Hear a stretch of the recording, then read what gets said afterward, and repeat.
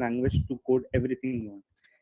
Second is intuitive, and just to describe UI, Compose takes care of everything you have for a UI, whether defining its screen states, updates, everything is done by Jetpack Compose.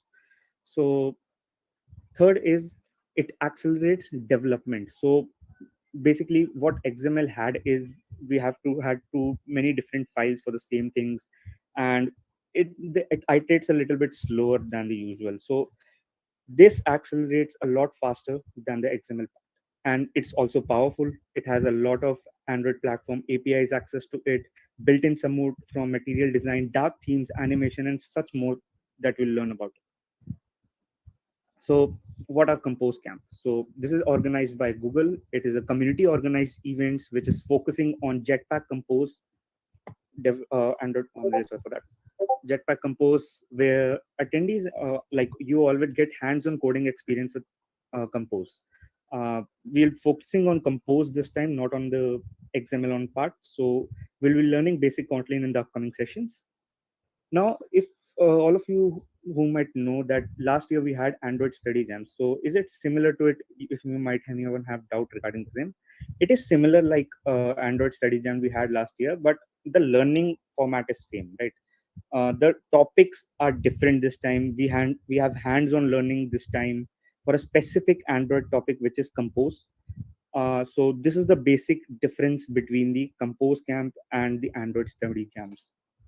So let me introduce to the speaker of today, which is Pankaj Rai, who is the Google developer expert for Android and Firebase. So without any ado, I'll just open the for his questions, and he will let you know how to get started with Android and all those basic things.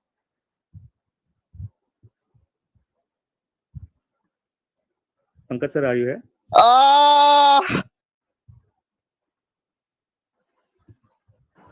Yeah, so hey everyone, I'm Pankaj Rai. I'm GDE for Android and Firebase. So I have around 7.8 years of experience in app development, and I'm really so excited to have all of you here today virtually. Hope someday we'll see physical in events too. But altogether, today's session, as Kanish was talking about, it's just about to get started with Android. So basically, how many of you have created any Android app so far? You can write down in comment. Any app, even a simple basic app, just to show some name.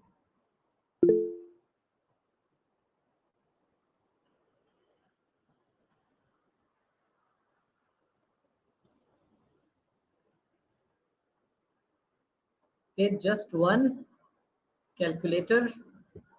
Great. Okay, so let's get started with how can you get started with Android app development. Well, the first and foremost thing is about where should you get started with. So let me share my screen, and let me also share a link. So those who have joined through your laptop can visit this URL. And meanwhile, let me share the screen too. ये तो very nice बुंदा है, ये तो मेरी पसंद की बुंदा है.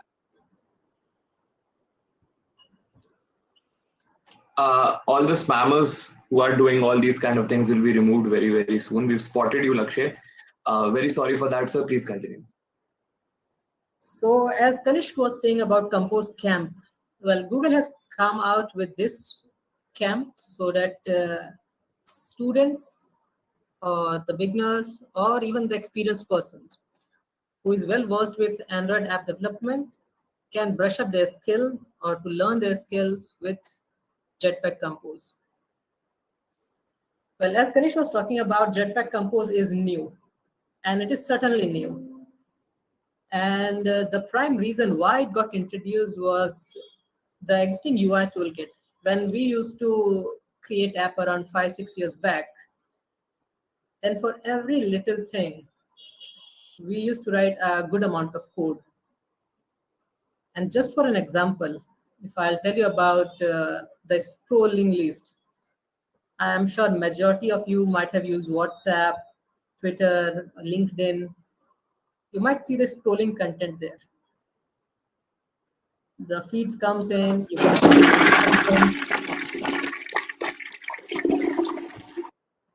and as the content you scroll, you see new contents coming up. Well, in order to create that kind of UI with the existing UI toolkit, it used to take anywhere between 50 to 60 lines of code. Now with Jetpack Compose, it hardly takes 5 lines of code. So if you want to get started with Jetpack Compose, then you can head over to this website, and either you can join a Compose camp, which you should join. But in case, if you want to continue on your own, then scroll down and head towards for beginners. When you click on this, you'll get the set of courses which Google has designed for the beginners. And the best thing is that without even having experience in Kotlin or app development, you can get started with it, because here they'll start right from the language Kotlin first, and then they introduce you to the Jetpack Compose, how to create layouts, what's a better architecture, all those things you'll get in this course. I've done few to check out how well it is written, and I can tell you that the way they wrote this is extremely simple. Anyone without even having a knowledge on Kotlin or Jetpack Compose can truly get started with this. So the pathways are very well constructed.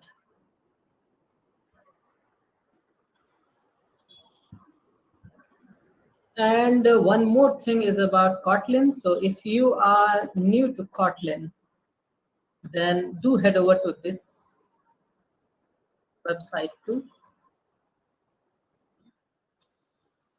and learn about Kotlin. The reason why Kotlin got introduced to app development is Kotlin is very, very developer-friendly language. With respect to Java, when we used to write code, it was all about at any point of time, app may end up with null pointer exception, or the amount of code which you have to write is quite lengthy because of the features which was not there in Java, but Kotlin has introduced those things, especially the higher order function, extension function, coroutine is for threading. So I'm not sure how many of you are in your third year or the fourth year, but by this time you might be aware about thread. So thread is really important, because if you are doing multi-threading work, then the work which you may do, say in 1 second, you might do it in 10 or 20 milliseconds, because now you're doing work parallelly. But thread management was not that straightforward before Kotlin. Now with Kotlin, we have coroutine support. Here you can have coroutines, any number of coroutines, and this can do a context switch between foreground thread and the background thread, so that you can do the heavy lifting work in the background, so that user will not see any glitch in your app. So this was about Android. Now, before I head over to the next section, any questions so far?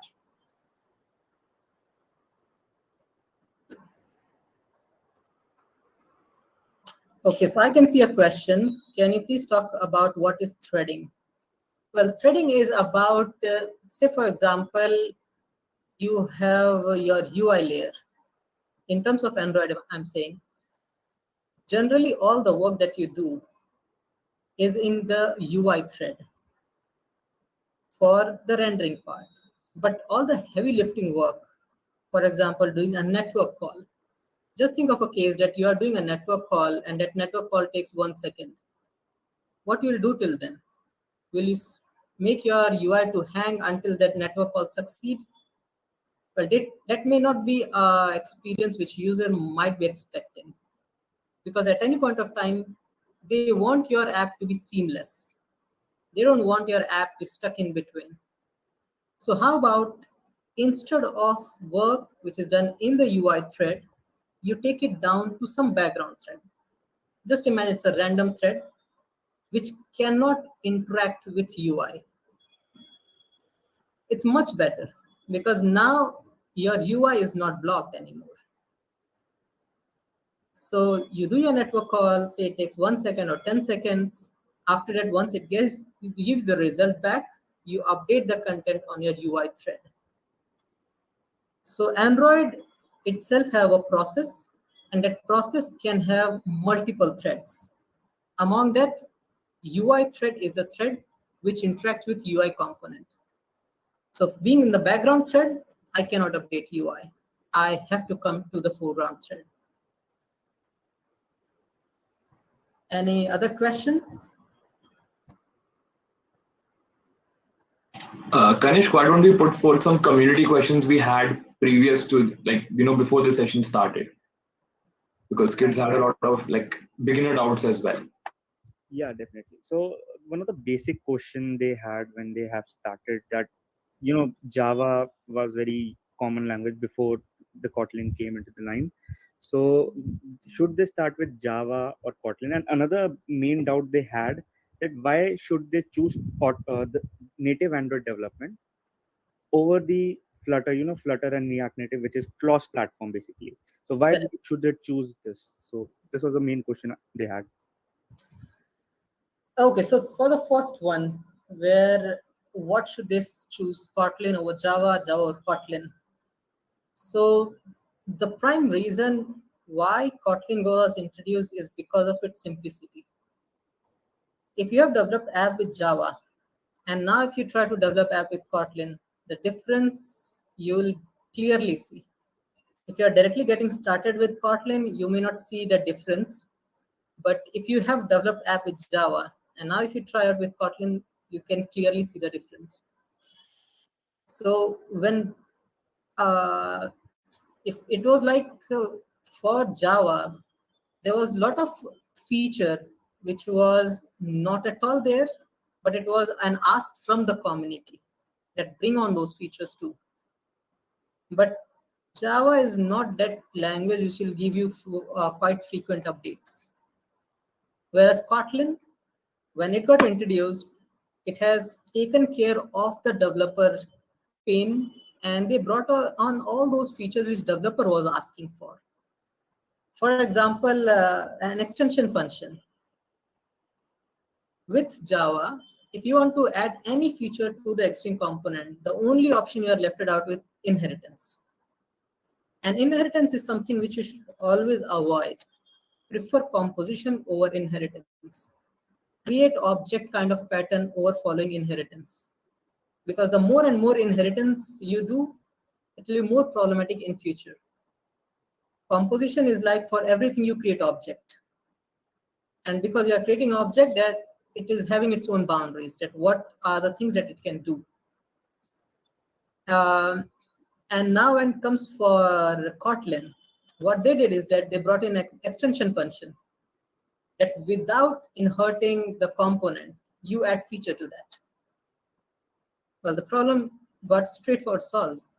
Now for adding few features, you need not to do inheritance. Rather use this feature and add additional feature based on your need to that individual component. And in a similar way, we also have a higher order function. A higher order function is basically comes from mathematics. It's a function which can either accept function as a parameter or return function as a result. This feature you will extensively see with Jetpack Compose. It gets used quite a lot because with Jetpack Compose, state flows down, event flows up. So the click events that you have, wherever possible, delegate it back to the parent who is calling that composable rather than handling then and there. And that uses this higher order function. And a similar way, we have lots of other features too. Even in fact, the Jetpack Compose, that itself is written with Kotlin. So it is written for Kotlin with Kotlin. If you want to try it with Java, then that's not possible. You have to use Kotlin. And the second question about the cross or native. So you should do an app development either with native or hybrid.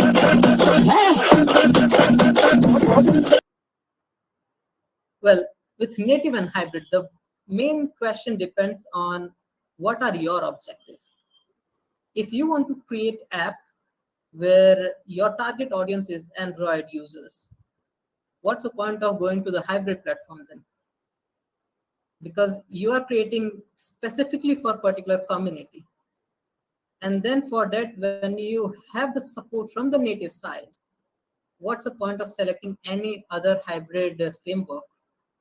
And the second thing is that the look and feel and the reliability that comes up with the native code, none of the hybrid platform can provide that. Flutter is really coming up. Flutter is something which does give you an ability to create app for Android, iOS, and desktop with a single code base. But if you see about native and Flutter, it's so obvious. Cross platforms follows native. When a native features comes in, you'll see after a few months that gets added to the cross platform too. So it's not cross platform features coming to native, but rather native going to cross platform. And the another reason for this is just think of a case where if you want to interact with the native components, for example, the sensors, camera, and other things which is there with the system, then native gives you much better APIs as compared to the hybrid frameworks. So there are multiple reasons, but there is no concrete solution and there's nothing wrong, nothing right in this. It's not like cross is bad, native is good, native is bad, cross is good. It all depends on your use case. Native is also good, hybrid is also good, but the speed, reliability that you get with native, none of the hybrid can provide you that. They're those things. Great. Okay, so I had another questions. It is for the experienced developers, who are experienced making app for a few months or years. They are working on layouts using XML. So Correct. why should they switch to Compose, which is completely new thing for them using Kotlin? So can you let me know?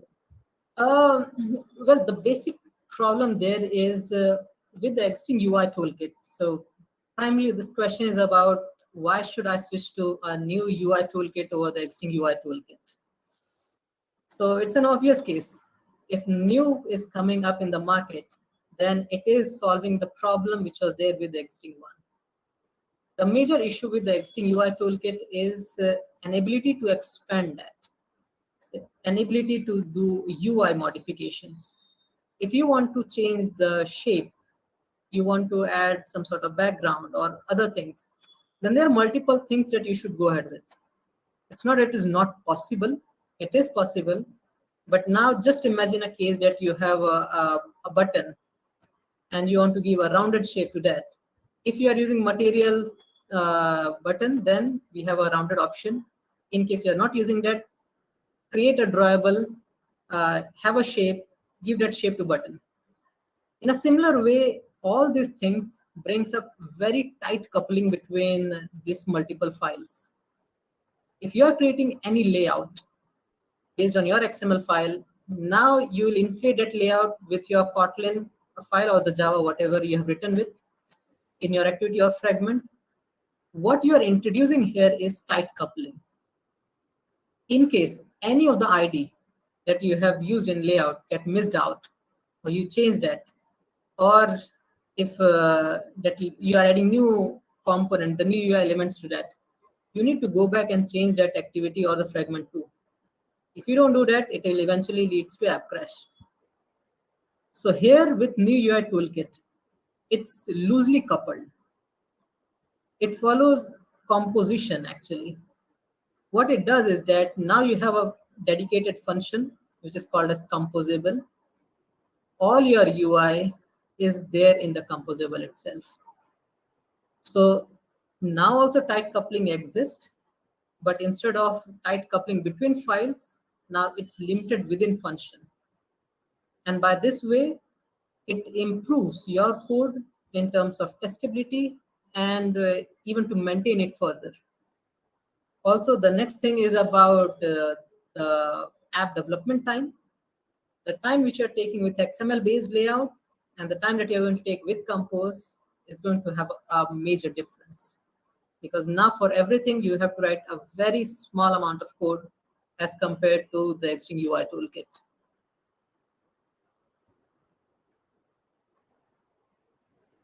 Great. And guys, please, you can ask your questions. Any doubts you have, you can turn on a mic and speak. Just don't play weird sounds, right? You can do. You can ask any questions you want.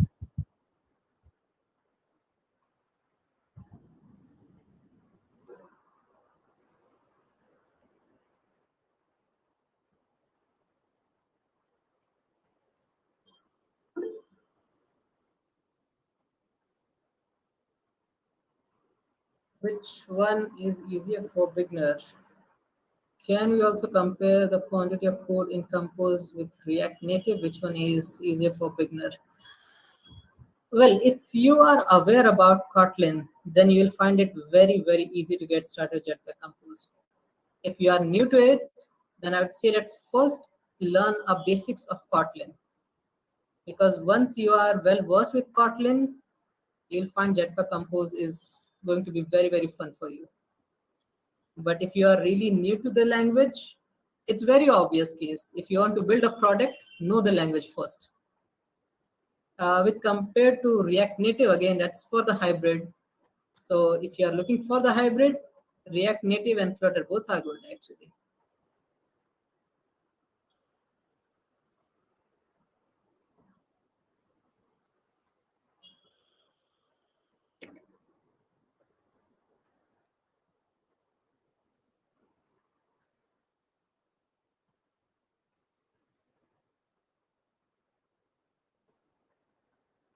Which one have better run time, Native or Flutter? Runtime. So, well, Flutter eventually, the code base that you get after building up the project, that also gives you the a native code base itself. So there is no JavaScript bridge as compared to React Native and JS. Well, Native is also coming up to avoid JS bridge. But eventually, if you talk about runtime, then native apps will have better than any hybrid one too, including Flutter. And we also have a support where you can explicitly specify that these are the things which apps should pre-compile. That support is also available with native side of code.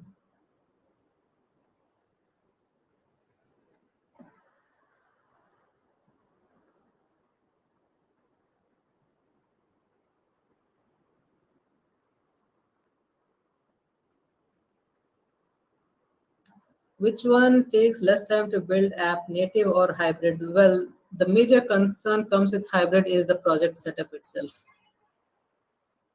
Once that project setup is done, then it's not going to take much time. And with native, you have the Android Studio, you have the template, and it's very easy to get started with that. But again, it's based on perspective.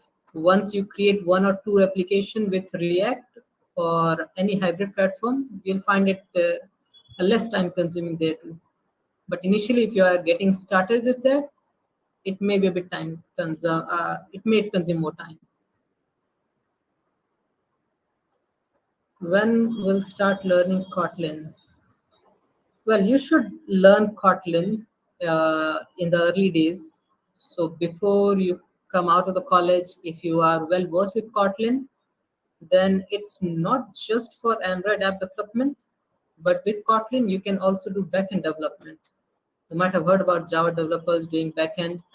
In a similar way, Kotlin is also supported for the backend development too. And in case if you learn Jetpack Compose, then with Jetpack Compose, you can create Android app, desktop app, and web apps. So it's not just for Android. Well, for web, the code base differs a bit, but for Android and desktop, code base is quite similar. And also, Ayush, we would be having a session on Kotlin in the upcoming days, where we'll be going through all the concepts of Kotlin to get it started with Jetpack Compose. So stay tuned for that. All the information will be out soon. Okay, now how would you comment over the scalability of apps made via Kotlin over those made with Flutter or any other language? Well, scalability of app doesn't depend on which framework you are using. If frameworks give you support for the latest thing, you can add those at any point of time. Scalability depends on what you are using at the backend side. Today, say for example, if your app doesn't use any backend, then if you are having 10 user base, tomorrow it switches to 1 lakh, 10 lakh user base, it doesn't matter because eventually they are running on their own device. So the compute engine that comes in is their own mobile device. You're creating mobile app with the set of features, UI, functionality, then that mobile is going to be individually run on the individual devices. So the scalability issue doesn't come up there. Major issue comes up when you have the backend associated with that. How well you have written code to make those API call. How often do you those calls? What do you do when call is going on in the background? Do you show any progress indicator? Do you block user on the screen? What are the things that you are doing when you deal with backend? Deals a lot with scalability of the app too. And not just this, even the scalability of backend also comes into picture. For example, if you're using a backend which can support 100 simultaneous user, today you are having 10 user, well and good. Tomorrow it goes to 1 lakh. Well, if backend itself is not supporting, what you can do from app side.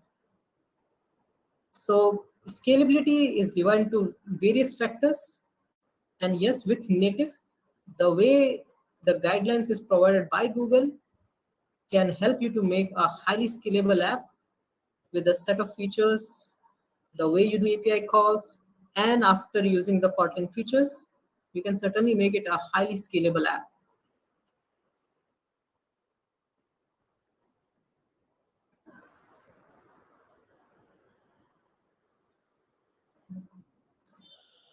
Any other questions on Android or any other thing? So we're getting some questions on our Discord and DMs as well. Let me just put forth one of them. One student is asking, why is the setup for Android Studio such a huge task to get the emulators installed and all as well? While as for web technologies, we can simply create an index.html and get started. What is the architectural difference between the two that makes this possible? Well, if you see about web, then eventually the HTML file that you are running in, you are running in the browser. And browser does have an engine to support those things. So it's nothing but you have a web page which you are either hosting somewhere, or instead of not hosting on any other server, your system is acting as a host there. And then you are just rendering the content in the browser. Just think of a case that you want to run HTML without having browser. It will not be that straightforward. Same goes for Android. The apps which you are creating works well with Android devices.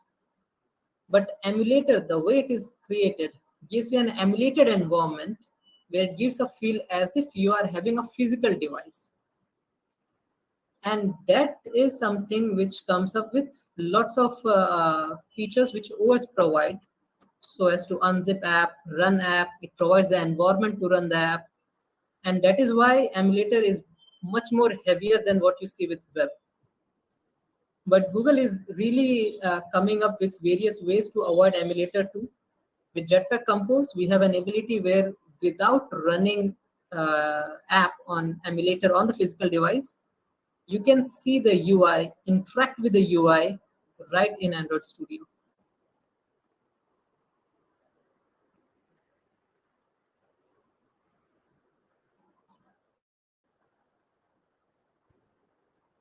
Okay, I can see one more by Jatin. What do you think a second year student should learn for development? Because what I learned today may not be relevant for future, like Kotlin and Flutter may get replaced by some new technology, and maybe even Android itself get replaced by a new OS.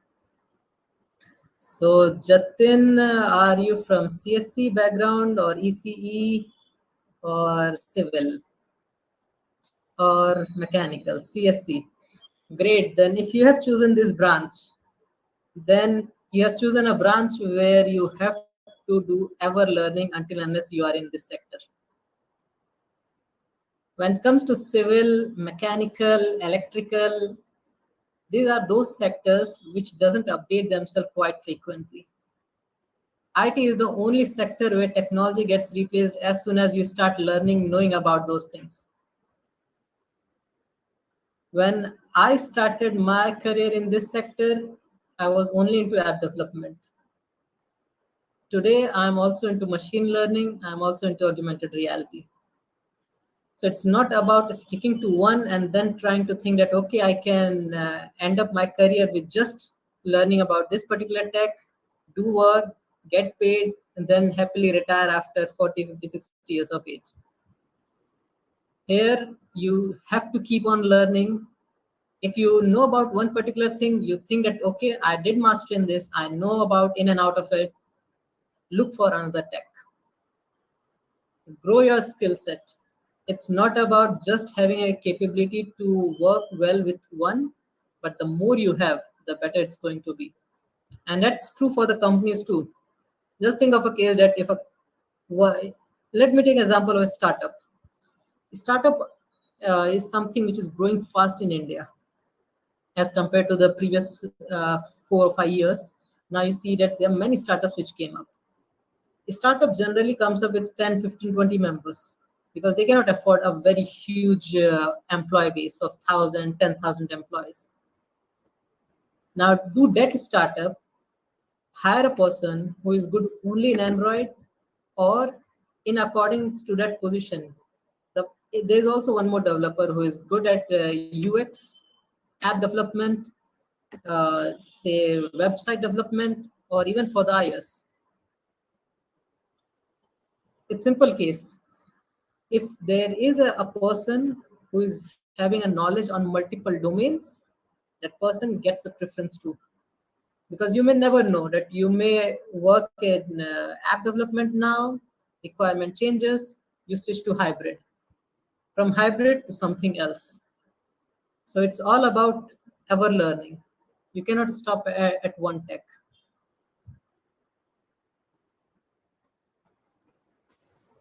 So Firebase and MongoDB. Well, as compared to both of them, Firebase, if you see, then Firebase gives you an ability of creating production grade app, which you cannot just build for some prototyping, but you can even take your product to the worldwide audience with this platform, and it's truly an all-in-one platform.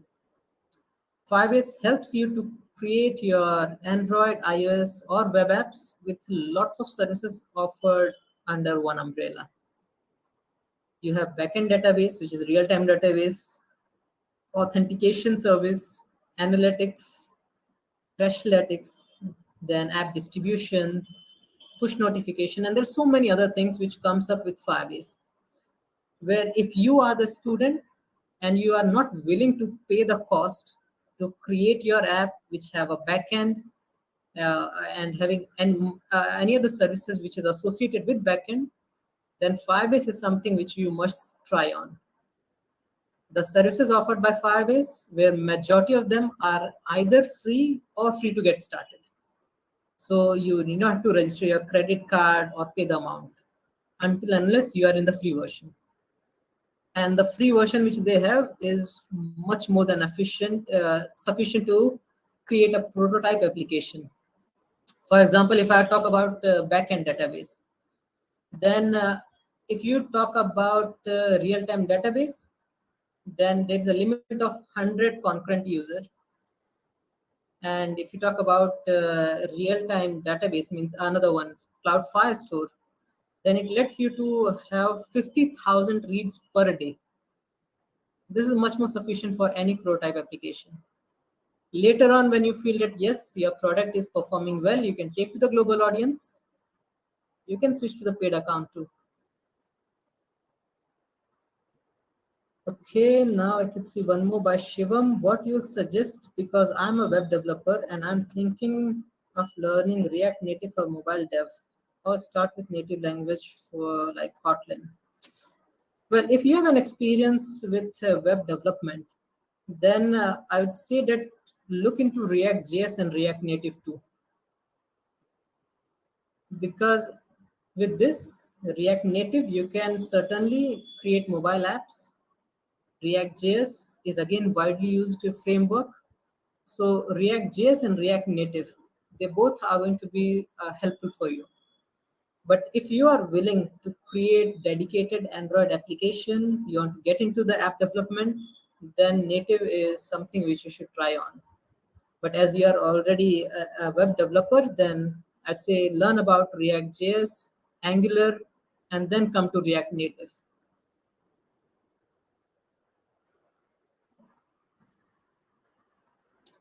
If I'm a beginner and I want to create app for both Android and iOS, what should we do independently or cross-platform? Well, if you are the beginner, then I would say that start with native first, because it's not about just creating app. You need to know about the components first. What are the components to make user edit something? How you click a button? What is button?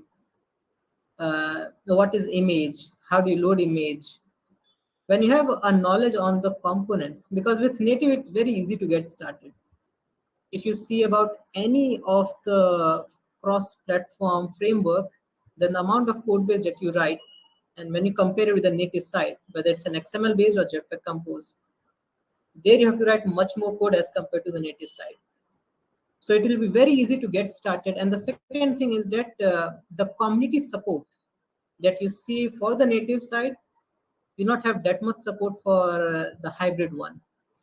But in case you have some experience about the UI component and your target is to create Android and iOS app, then I would say that do try out Flutter too, because Flutter is really a great framework through which you can create Android, iOS, and web application, even desktop too. And that too, the best part is that right from a single code base.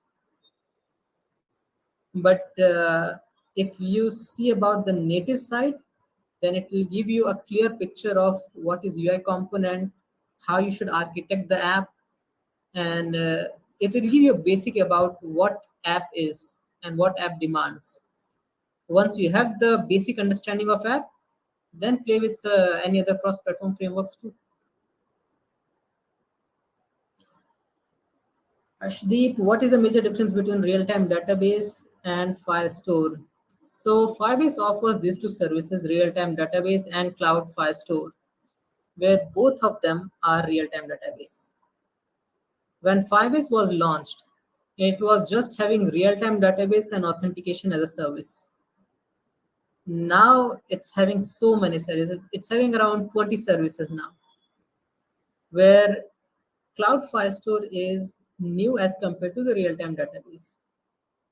The real-time database is having a JSON-based structure, where you just have a single JSON, and all the components that you have inside that JSON is the children of that parent one.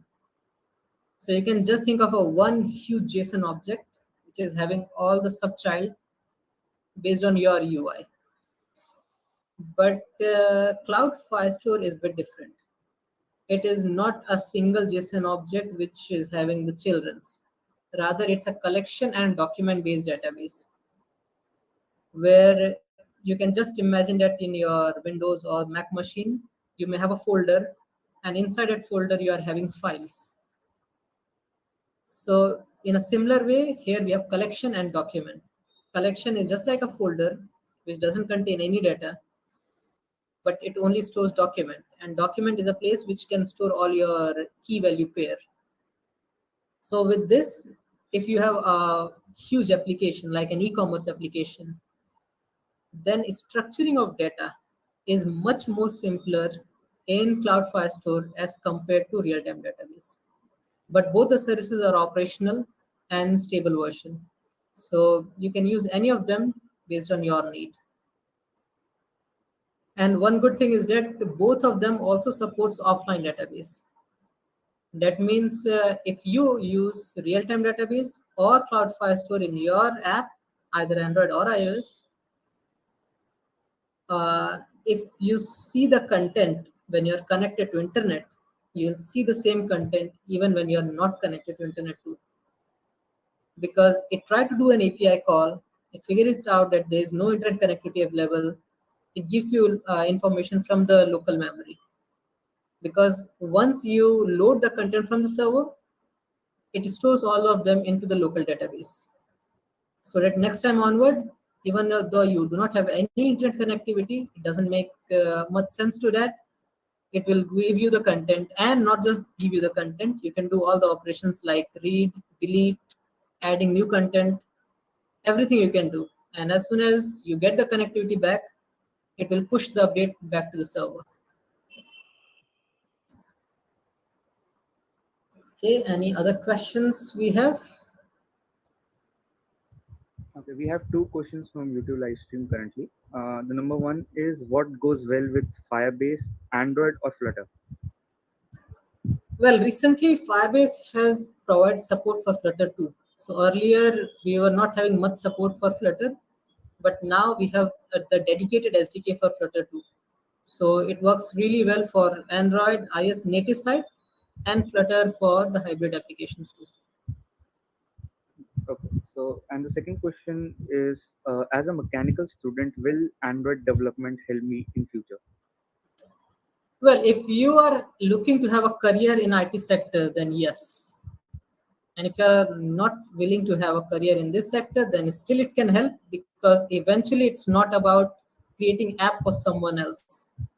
If you have some idea which you feel that does have a potential to reach to the global audience, can impact their life, then you can create app for yourself, launch it in the global market.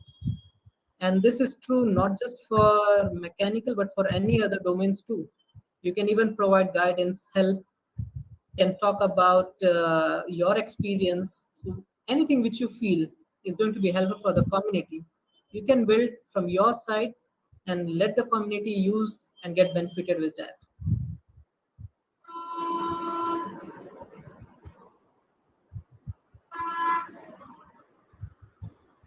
Do we have any other questions?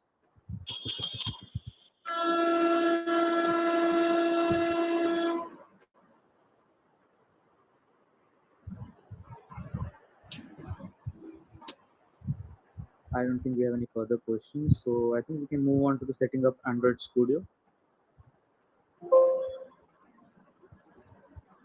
Okay, so let's get started. So can someone share the screen so that I'll walk through that what steps are needed to install Android Studio in your system. So all those who are having laptop or desktop and want to install Android Studio, so you can also follow along, so that by the end of this session, you will have Android Studio installed your machine, and you'll just be one step away to create your first app. Okay, so Anshdeep will be sharing his screen for the procedure. Yes. Anshdeep, yeah.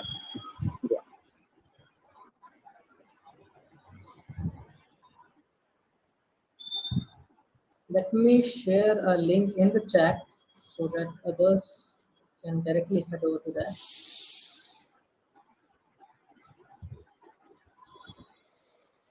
So if you click on this link, then it will open a page which will let you to download Android Studio.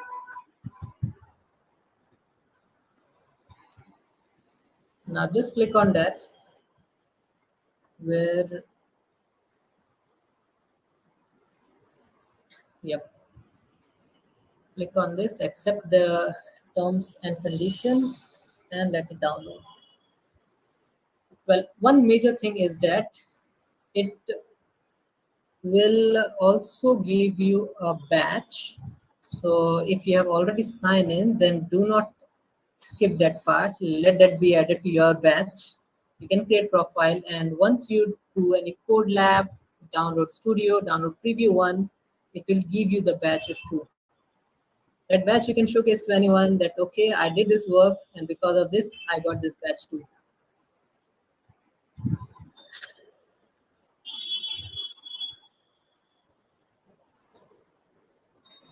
Okay, once this gets downloaded, we'll head towards installing this. So meanwhile, all those who are connected to this one can also get started with this. And next we'll see how can we install Android Studio and the SDKs, other things too. So meanwhile, who else is trying to install Android Studio? Can you write down in the comments so that we'll know that you guys are installing Android Studio?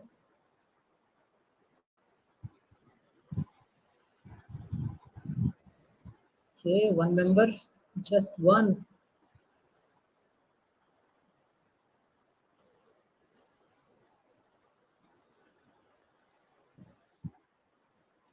Already downloaded.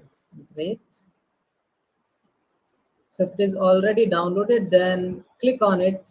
You'll see a part. Okay, yeah, or just hold on.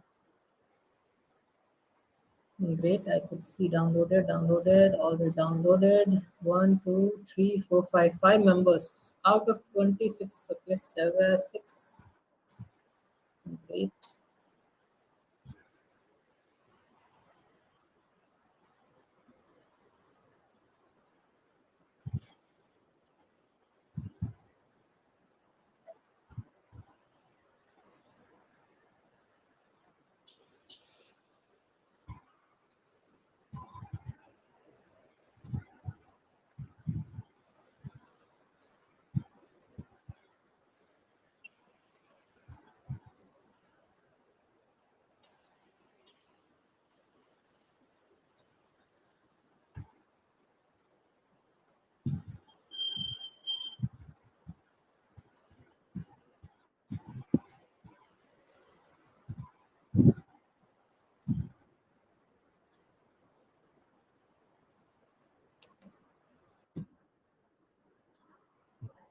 Okay, downloaded.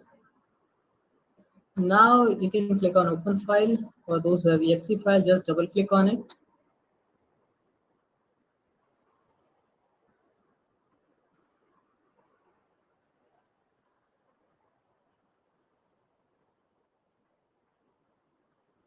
It will ask for that admin access. Give that to the installation one. I think you need to click.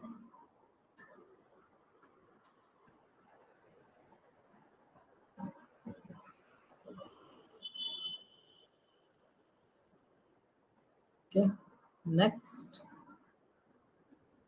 Next, don't do any changes here. Next, again, install.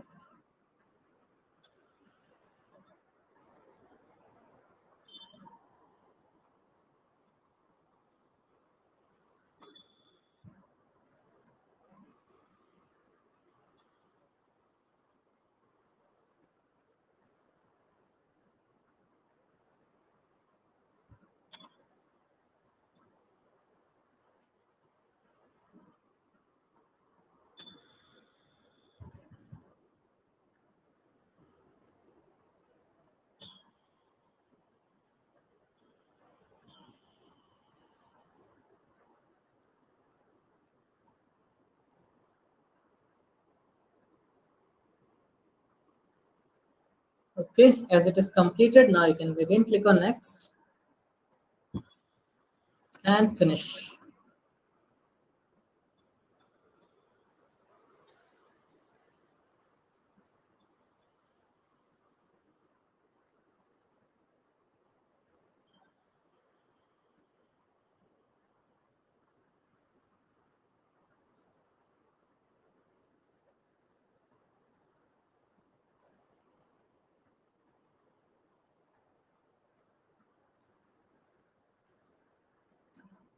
So all those who have installed this for the first time, you'll see a different window where it will ask you to create project. And if you've already created a project, then you'll see this kind of window. So those who have installed it for the first time, just click on new project. And those who have already installed, for them, click on file and then click on create new project too. So file, new project. File, new, on top, new.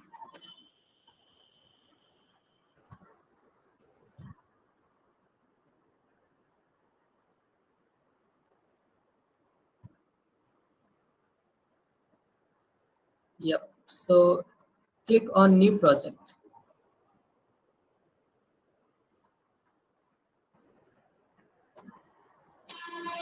So this is the basic templates that you get, and you can select any of the template. Based on the template that you select, you will see those things getting created automatically for you. So let's get started with Jetpack Compose Material 3. So select that one. Empty Compose Activity Material 3.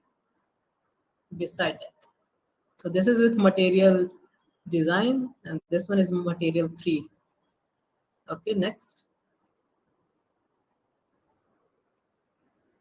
Now give name of your application.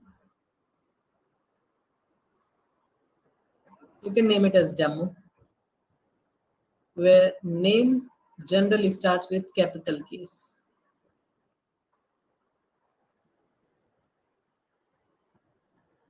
The next thing is package name. So generally, this package name is divided into three sections: com.organization.app name. By default, you'll see com.example.application name. But in case you have the organization or you want to have some fancy name for your organization, then you can give com.your name or some other name dot name of the application. But this is a normal convention. It's not mandatory. You can even say com.example, com.demo, or com. Some organization name dot something different than the project name. So none of them is mandatory thing here. It's not like you need to have your project name. You can have any name there. It's not like you have to have three notion there. It can also be org dot some name. But this is most followed convention of com dot organization name dot project name. The next thing which is very important is this minimum SDK. So minimum SDK is, that's the minimum Android version which your app is going to support. API level 21 means Android Lollipop. So if anyone is on KitKat, ice cream sandwich, they want to install your app, they're not able to do that. The number which is below this is 98.8% of the device, which means that if you select API level 21, then you can target 98.8% of the device worldwide. Now, if you switch from API level 21 to something else, you'll see that number will change. So this says that if you target API level 27, that means Android 8.1, then you can target around 85% of the worldwide devices. So in a similar way, the moment you select a higher version, this number goes down. So the best thing is target API level 21 so as to support majority of the devices. But if there are certain features which is not available in 21, then you can certainly head over to the newer version too, like API level 23, 24, 25. But again, think of a case that the higher you select as a minimum SDK version, you are losing the potential customers too, because they're not able to install your app. Once you have decided this, just click on finish, and that's it. So let it install this. Once this is done, for the subsequent projects, you'll not see this window.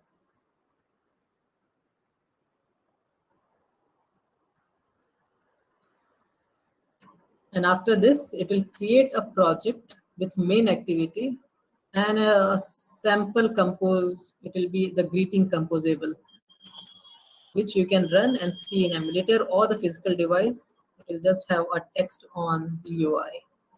So just by doing this also, you have your app where you can show some content to the user. After this, it's all about you. You take it over and add your features, functionalities, whatever you want. Now click on finish.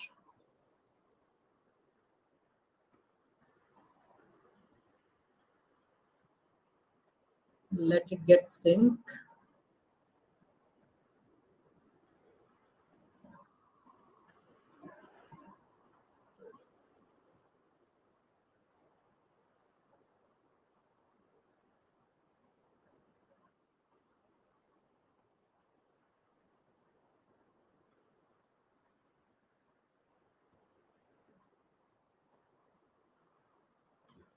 Well, it doesn't look like that it is syncing even. Click on build beside refactor on top.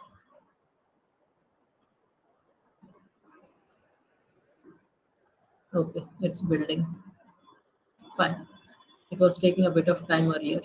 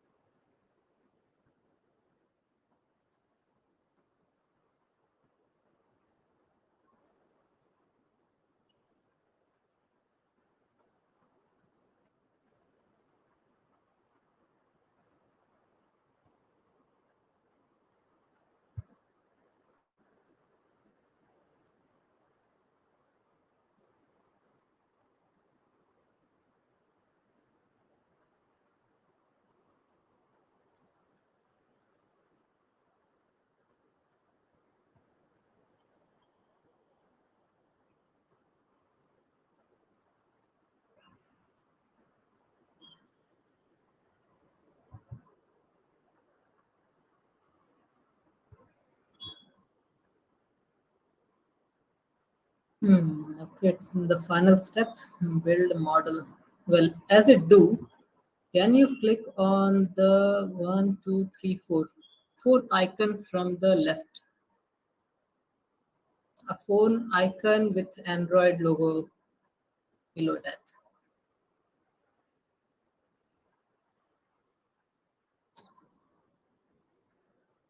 So on top, you'll have a profile one, then up arrow, then question for search. Beside that SDK, and beside that is an emulator icon, means a device manager icon. Yep, this one. So in order to run app, you will need either physical device or virtual device. So this is a place where you can create virtual device too. So click on virtual and click on create device.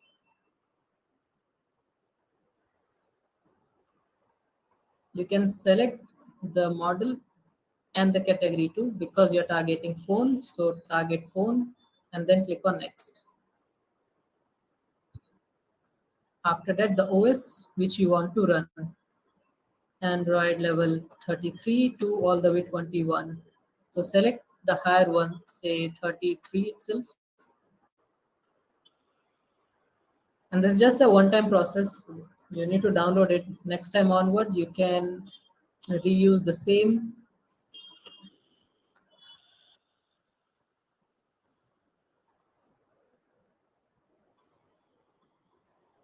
Well, after that, you need not to do anything. Just need to click on next. It will give you an ability to change the name of emulator, either give the name or leave it as it is, and then click on finish. That's it.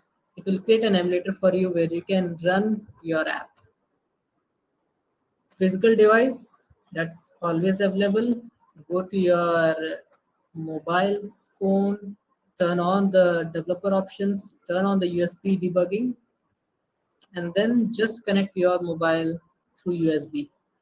In case you have Android 12 or above, you can even do through Wi-Fi without enabling USB debugging too.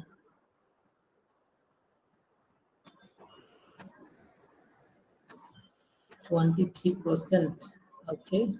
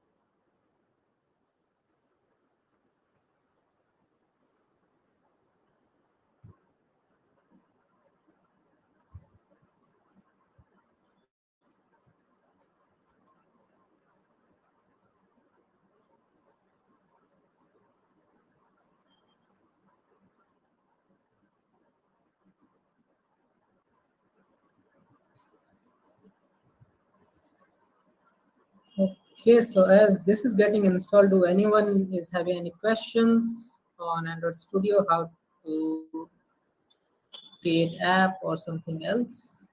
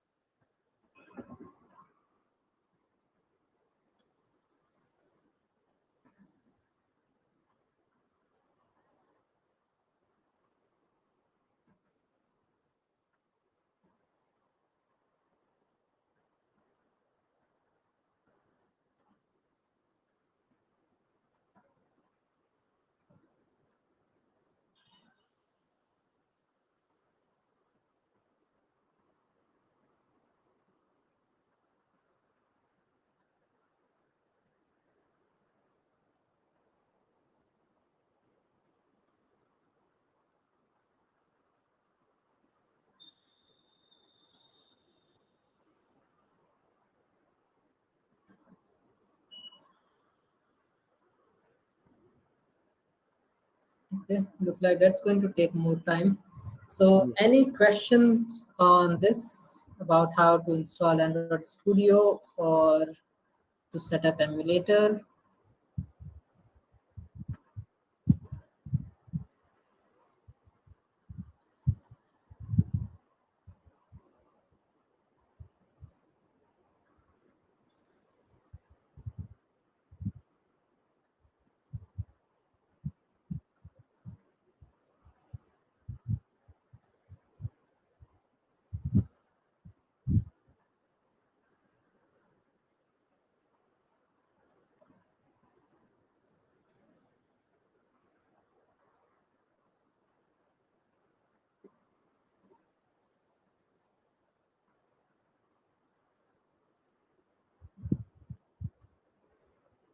I think it would take a lot of time to download this, so we could actually skip this for now.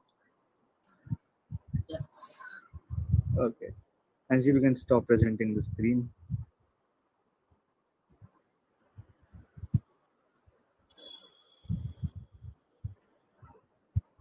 Okay, so I think that's the end of the session. Thank you so much, Pankaj sir, for your amazing session, and I think we all learned a lot throughout this whole hour. So yes, I will be applying few things, tips, and from you. So thanks a lot for the amazing session, guys. You have been amazing. Thank you. Now, out of these 20 members, how many of you are sure that you can create Android app now after this session?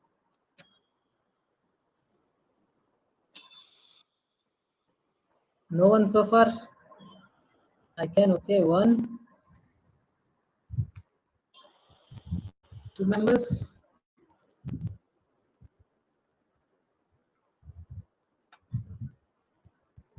Well, creating Android app is really, really so easy nowadays because you have so much content. And let me also share a link for the course, which you should really try out. It's by Google and it's free of cost too. Along with this Jamboard, so no, along with Compose Camp. So this is something which you should try out. Let me get that URL. Develop apps with Kotlin. Okay.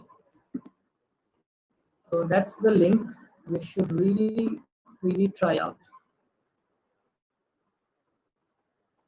This is a free course by Google where the Google employee itself is talking about how you can create app with Kotlin language itself. With Jetpack Compose also soon content will come up, but so far what you'll get with this is the basic understanding of what app is, what you should care about when you create app, how do you do network calls, what is thread management, why you should do heavy operation in background thread. All those information you'll get in this course. And once you do this course, you will even be confident to give an exam for associate Android developer. That's certification by Google, where it gives you a recognition that yes, you have enough knowledge to create better quality Android apps. So all those things you can do just by going through this course. But again, not just for the sake of completing course, do this for the understanding, do those things, understand the topics and the reason behind why things are written in that way. Finally, the one more thing which I'd like to share to all is, in case if you have any questions after this too, so this is the place where you can ask questions. This is in a very early stage right now, and this app is completely built with Jetpack Compose, where this is not yet available to everyone so far. This is only and only available to a very closed audience, to be precise, only to 6 members as of now. This will be rolled out to the global audience soon, but we are testing out certain features, onboarding different domain experts so that the questions to get answered immediately or in just few hours, because our objective is to provide solution to the questions as early as possible using this. Okay, so thank you so much for having me today here. It was nice to be here and hope we'll continue in future too. Definitely. Thank you so much for a wonderful session, sir. Thank you. We are really blessed. Thank you. Have a nice day. Thank you, sir. Awesome. Ganesh, would you like to say any ending remarks so that we can just call off the session then? Yeah, so we are having upcoming sessions on Android 2 where we'll be getting hands-on experience on Android, starting from the Kotlin, which is on next week. So keep an eye on those events. We'll share all the details soon. Okay. Yeah, that's all from my side. So thank you so much everyone for joining. We had a great evening tonight. So have a great evening. Thank you. Nice. Thank you so much, everybody, for joining in. We really appreciate all the active members, and like we promised, that people who stay active will get rewarded subsequently.